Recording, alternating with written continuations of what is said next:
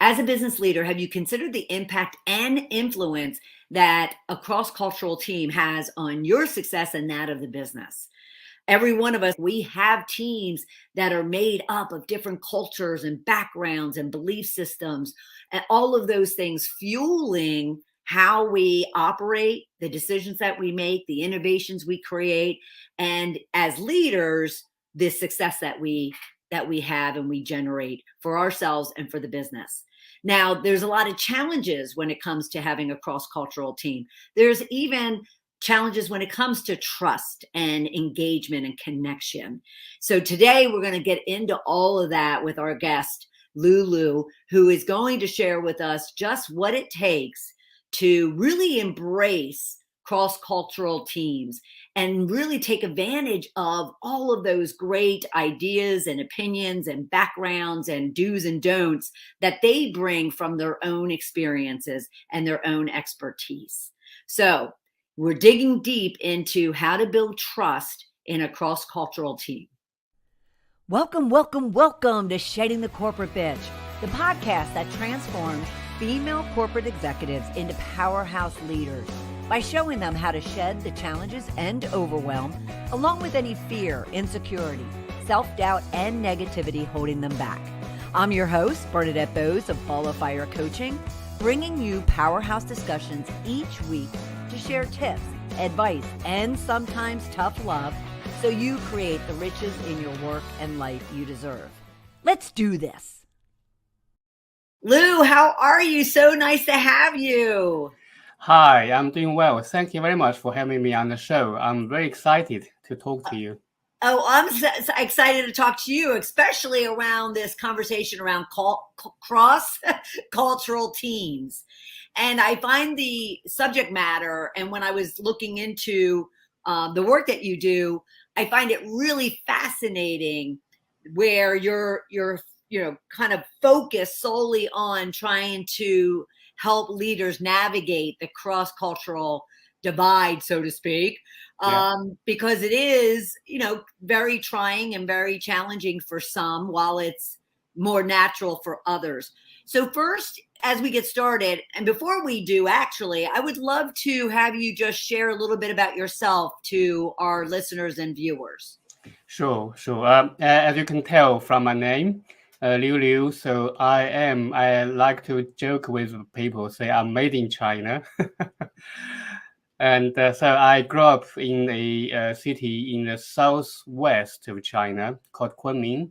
So which actually has quite a strong historical connection with the Americans, because during the Second World War, that's where the Flying Tiger, the General Schneider and his pilot volunteers based to help the Chinese to fight the Japanese, and also the starting point of the Burma Road.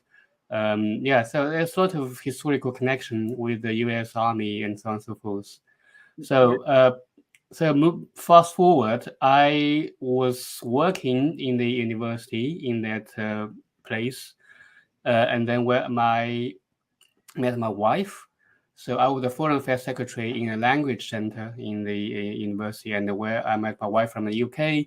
There's also a place I started working with the international community, if you like. So as the language center, we received students from over 100 countries. So it was fascinating. So they're really the starting point of me working with people cross-cultural, cross-country. And then when we moved to the UK, I started working in a organization, again, international organization. I'm still there. This is international, like charitable organization, help people in 50 countries. Oh, wow. So again, that gave me a great privilege to work with people from different countries as a manager. So that's my kind of story. That's how I'm passionate about this, but also that's where I gained my experience of what work and what doesn't work. Yeah. Nice. And what would you find, before we dive into the whole building trust, on a team, what have you found to be your greatest lesson that you have taken from all the work that you've done in this space? I think the greatest lesson as a manager or as people working in international environment, I think nowadays is actually quite a commonplace. The greatest lesson for me is I say, actually, don't be fooled by the fact that everybody speaks English. So people, although people speak English, but they don't speak the same language. Right. I think that is the biggest lesson, and this very often trips people because under the language surface, so that's how people behave and very differently because of the cultural background, and many people, particularly managers, end up overlooking that fact. So can I kind of surmise for myself that what that might look like is managers assume because they can speak English, they understand them, and yet they don't spend time really understanding them as a person with their backgrounds, with where they came from, their belief systems, and therefore that's where a lot of the challenge can come between managers and their people. That's right. That's one aspect of the issue. The other is actually you touched on try to understand. I think it's very important. There is a tendency for people to just for all of us, we like to say to think my culture is the only right culture. So everybody else is wrong. So that's Welcome a to tendency. America. That's everybody, including myself. That's True. tendency there. We have to really work hard to first recognize that and then overcome that. Right. Yeah. Yeah. And we're also not talking just about those leaders that might be assigned to an international, function or location. We're also just talking if we use the UK or the United States, we're also talking to those who are here in the United States, the companies in the United States, yet their employee base is made up of people from all over the world. That's right. That's correct. So when you're talking about cross-cultural teams, there are different kind of scenarios. One is like you said, people are made from different cultural background, either in person or even remotely now, Mhm. very Mhm. even more challenging. And Mhm. then the other is you as a manager or leader being assigned to a different foreign country to work on a project. So Right. the scenario two is to work on the project, but the team you're working in are solely from that country. Yeah. Okay. The third one is actually you are assigned to a second country to work on a project, but the team is also assembled from an international background. So that's become even more trickier. Right, right. Yes, yes. And I would say in my corporate background, I definitely had probably that second scenario where I worked internationally and had people in other countries and other cultures. And then even as in my role today, I work with clients all over the world. And so it's just a fascinating conversation. And now your focus, especially for today's conversation, is all around trust. And I found that to really hit my heart because Mm. I thought, oh, wow, building trust in a cross cultural team. So, what are the aspects or factors that kind of go into someone needing to build trust within their team? Sure. I think this is the important part of the whole cross-cultural intelligence, if you like. So when I talk about the cross-cultural intelligence, I meant the fact that how much you know about your own culture, your own behavior, and then the second is how much you know about others and other behaviors, cultural behaviors. That's two sides of the matter. So building trust is almost like step one as a manager. So Mhm. if you were whichever like the scenario you are end up with, step one, you need to build trust with your team, with your peer or your boss. that's where it becomes tricky, because if I would say divide the world in a kind of rough divide, there are two groups of countries, if you like. So I call that hot climate cultural countries and the cold climate countries. You probably have heard about it. And each group has some characteristics, like the hot climate cultural countries, sorry, That's okay. are quite largely relationship based, and where the cold climate cultural countries are task oriented and logic based. So the cold one you are talking about, the Northern European Anglo-Saxon culture based by large, or and in countries that actually has a large contingency of this population, like in Argentina, in South African, the white population. But the hot climate country, you're looking at quite a large number. Yeah, the Asia, African, Middle East. So when you are faced with, I mean, these different kind of people, Right. So how, yeah, before you move on, Lou, help us understand what industries, speaking of business, what industries would fit into a hot climate culture, and what industries are we talking about that are task oriented in a cold climate? I would say it's hard to define. I think if you say, look at the industry, right? So the cold climate culture industry, you're looking at, sorry, largely the innovation side. For example, they have the ideas, they have the design, they have the ideas, but then they often outsource the implementation or manufacturing the ideas into products into the hot climate cultural countries. So your typical example is like the Apple. Everybody use Apple in the US, large. So the company in the US are only in charge of design the products. So, but all the manufacturing is being done in China or and then some other countries. Um, if you look at the other end of the product, the like the Nike, the in America you could have sneakers, so in the UK it's called trainers. So again, a Nike company in the US, they are only look at the design, but the manufacture is all done in other countries. Yeah, Mm. so that's a rough divide.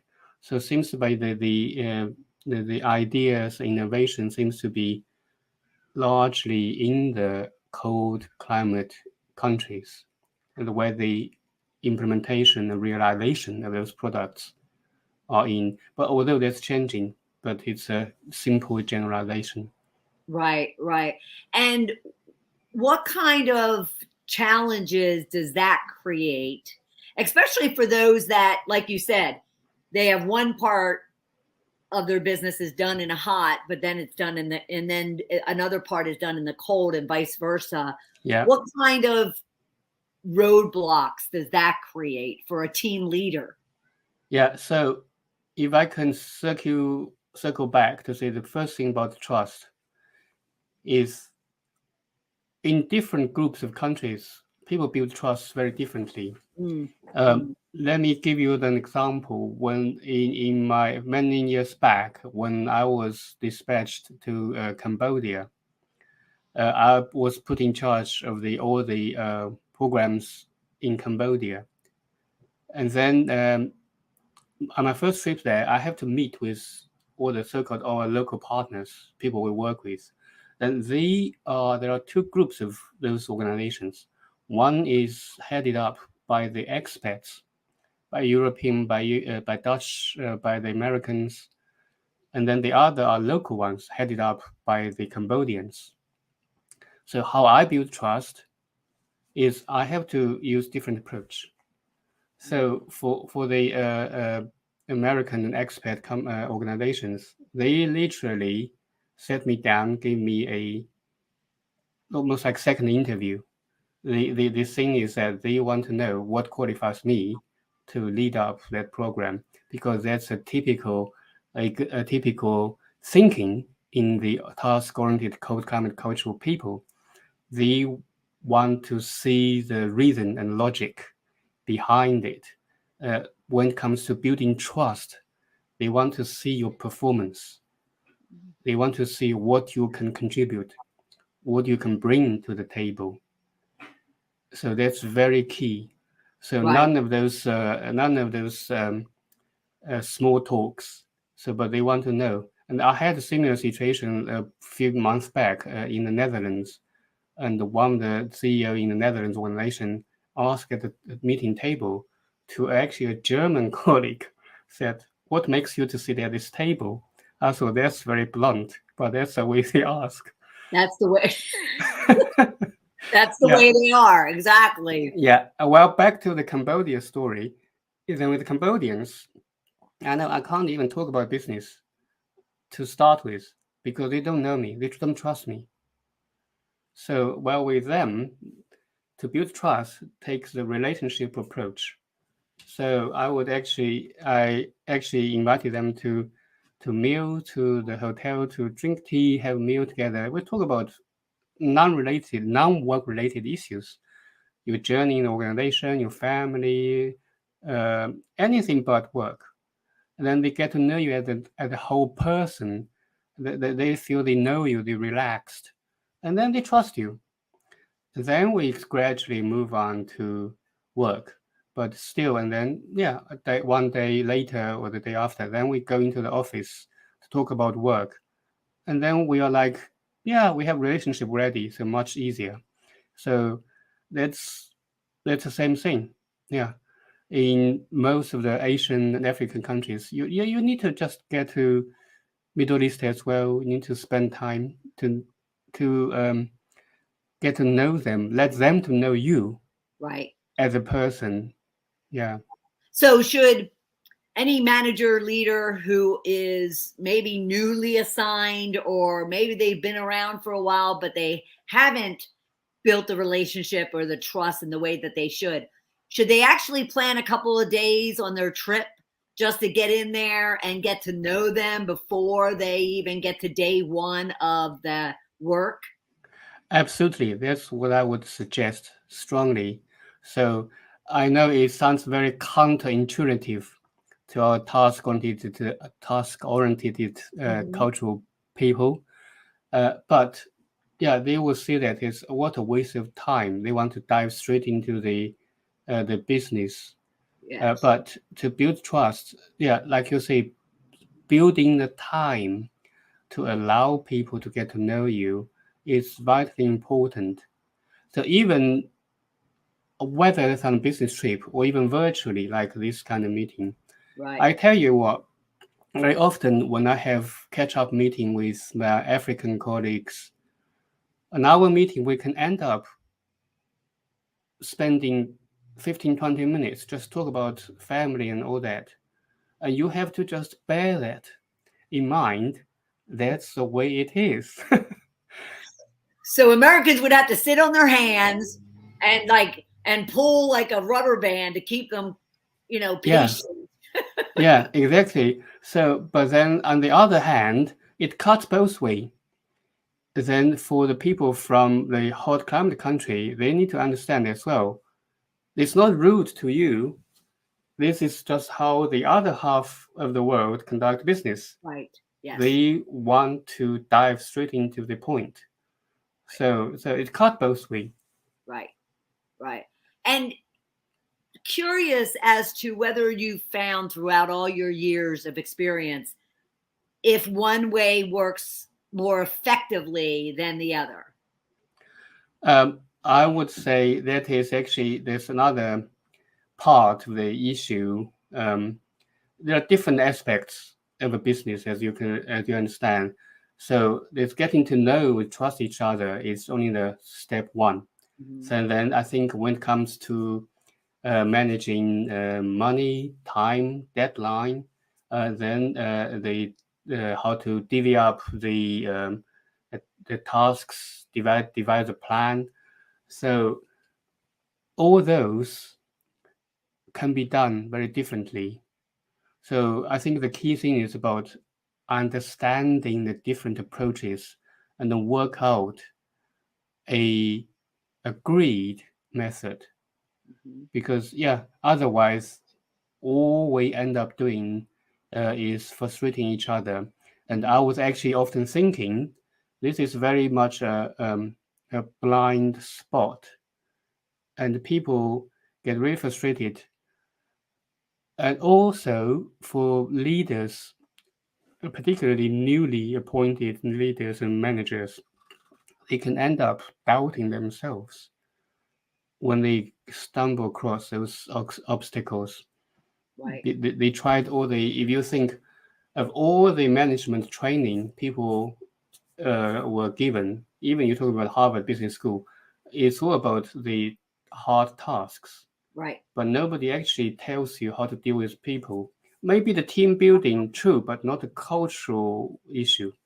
I think it's absolutely true. I think it's Yeah. absolutely true. And at the same time, there's, have you found that there's a great lack of also, when it comes to training or learning in regards to communication? Mm.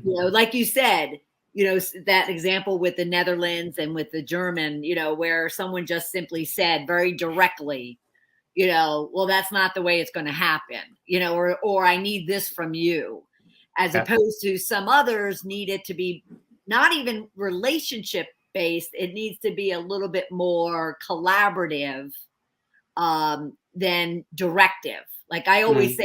say, ask questions, don't make statements. So do Yeah. you find that the communication differences also immediately affect the trust that you're capable of building in that type of cross-cultural team? Yes, it does. I think the building the trust is really much. We're talking about the like building a skyscraper. Building the trust, if you like, you lay a good foundation. Once you build trust with each other through different ways, then the next step becomes easier so that you can move into the business faster and then to think actually you understand that there's a differences approach. But communication, again, is still a constant challenge, uh, particularly comes to email communication. Mm, So it's very tricky. It can be really tricky. But even verbal communication, after all these years I lived in England, there is a very famous phrase the English people use. You never know what it means. They always say, "This is very interesting." After you did a presentation or give a product introduction, people will say, "Oh, this is very interesting." So how do you interpret that? right, right, right. In the South here, we have a saying, "Oh, bless your heart." So how would you interpret that? Yeah. Some might interpret it as like, "Oh, that's nice. They're blessing, my well-being," and it's Mm. not what it means at Yeah, all. yeah, exactly. So likewise, the this is interesting. It's similar. Yeah, it says you must be insane. The underterm use. And so, how do you guide your leaders to kind of better build that foundation, understand and learn the differences, set those expectations, learn how each other want to communicate? Kind of what is your approach to all of that? My approach actually is first of all you need to really recognize this is the issue.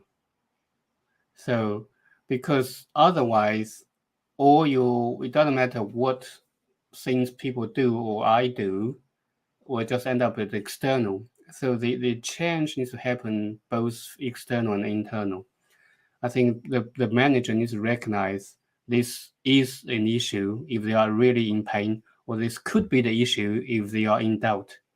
Then to really open their mind to explore with people like myself and with others to see actually what can we do to really address step by step kind of breakdown of the whole business process. At each stage of the process, what are the cultural issues we need to be mindful of, we need to deal with? Yeah. Right. And say it's a leader that just amongst their team, they have a lot of cultural, differences. They have a lot of individuals that come from different parts of the world. Mm. What have you found to be the biggest struggle of those managers and leaders when it comes to them even taking time to understand their people beyond them getting the work done? I think obviously time is time pressure but I would say another part of the challenge is attitude, because from what I observe, uh, people generally fall into two categories. You are either not aware, that's kind of benign attitude, or people refuse to just say, you just need to tell the line, do it my way. So it normally fall into these two categories. Right. I would say unaware and you don't care. Those are the Yeah, two categories. You that's either right. are not aware or you just don't care. That's right. Yeah, Yeah. And because the other day I was talking to a friend. Actually, he's in the banking business, and he manages me team is from India, and he said, "I wish they could just do the way we do it." Well, yeah, it's yeah. still there. Yeah.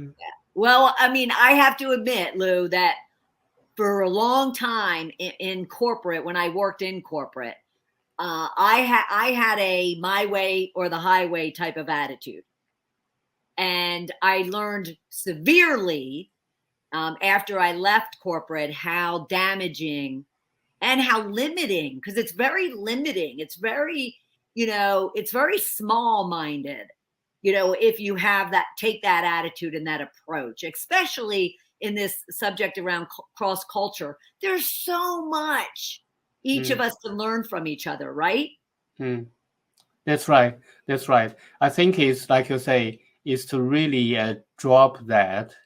Um, my way or the highway. Just actually, there are so many ways of the phrase goes what there's so many ways of skin a cat. Yes. So yeah, just and also bear in mind, if you look around um, the world, when you're going to a country to start business, you just ask yourself, this country, this civilization has existed as long as they must have been, they must have a way of doing things.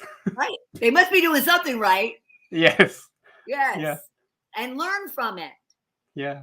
But do you find that there's too many managers, and I hesitate to call them leaders, but there's too many managers that just let their ego get in the way? Um, I would say so. Yeah, I would say so. That's a whole new dimension about how where do you place your security and identity. Yeah. Right, right, right. And what do you do as, as a global leader and coach yourself?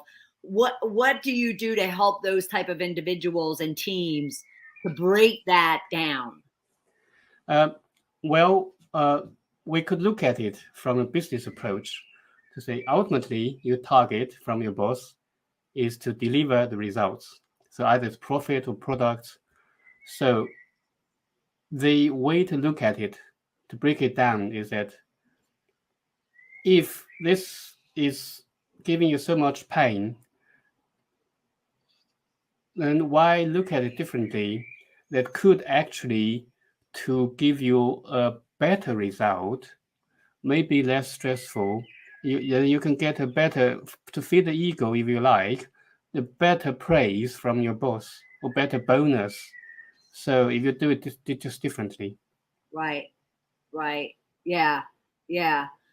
Yeah, because I just think this subject is so critical and so powerful. And I'm so thrilled that there's someone like yourself that are specifically targeting this type of cultural shift in the business world, because it's so needed. Definitely. It's really key. And sometimes people don't even know they walked straight into that. The other day I was in London in a network event, and a person told me they had a Chinese delegation come in to talk about business. At the table set, and the head of the delegation from the China side, of course, they said to spread it, and then the head in the middle. And then because there's a screen of the projector on one side, and then the English side, they just all scrunched up to be close to the projector. So that's then immediately the Chinese side being felt like they are disrespected, because they don't have the counterpart to talk and face accordingly. So, but if you don't know, you don't know. Right. And then I have to admit, when I can't remember what delegation this was, but I had a group from Asia come over. I was like 28 years old, and we were working on a technology project, and they handed me their business card, and I kind of took it and put it immediately in my pocket, and then was sternly corrected as far as, you don't do that. You look at the card, you turn it over, look at the other card, you acknowledge it, and you never put it away until obviously they're gone. But that was a big lesson early in my career that made me slow down and pay attention to wanting to learn, how to best collaborate and engage with other cultures. That's right. That's right.